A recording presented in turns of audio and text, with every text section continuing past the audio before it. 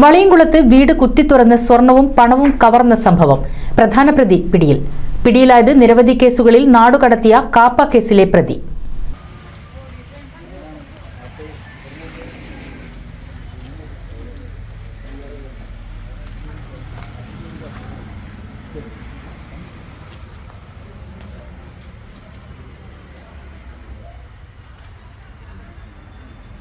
ചങ്ങരംകുളം വളയംകുളത്ത് അടച്ചിട്ട വീട് കുത്തിത്തുറന്ന് സ്വർണവും പണവും കവർന്ന സംഭവത്തിൽ പ്രധാന പ്രതി പിടിയിൽ.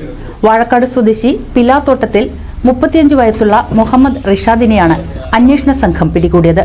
വിവിധ കേസിൽ കാപ്പ ചുമത്തി നാടുകടത്തിയ മുഹമ്മദ് റിഷാദ് കാപ്പ നിയമം ലംഘിച്ചാണ് ജില്ലയിൽ എത്തി കവർച്ച നടത്തിയത്.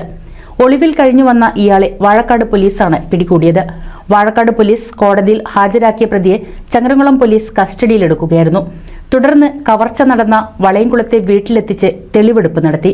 കേസിൽ രണ്ടാം പ്രതി മലപ്പുറം വാഴക്കാട് സ്വദേശി ഇന്ത്യാസ് അലി എന്ന 38 വയസ്സുകാരനെ നേരത്തെ അന്വേഷണ സംഘം പിടികൂടിയിരുന്നു. അസബ കോളേജിനടുത്ത് താമസിക്കുന്ന ചെറുകര റഫീഖിന്റെ വീട്ടിലാണ് കഴിഞ്ഞ വ്യാഴാഴ്ച കവർച്ച നടന്നത്. അലമാരയിൽ സൂക്ഷിച്ച 5 പവനോളം തൂക്കം വരുന്ന സ്വർണ്ണാഭരണങ്ങളും 30,000 രൂപയും 150 ഒമാനി റിയാലുമാണ് മോഷ്ടാക്കൾ കവർന്നത്. ബന്ധുവീട്ടിൽ പോയി പുലർച്ചെ 4 മണിയോടെ തിരിച്ചെത്തിയ റഫീഖിനെയും കുടുംബത്തെയും കണ്ടതോടെ മോഷ്ടാക്കൾ വീട്ടിൽ നിന്ന് ഇറങ്ങി ഓടുകയായിരുന്നു.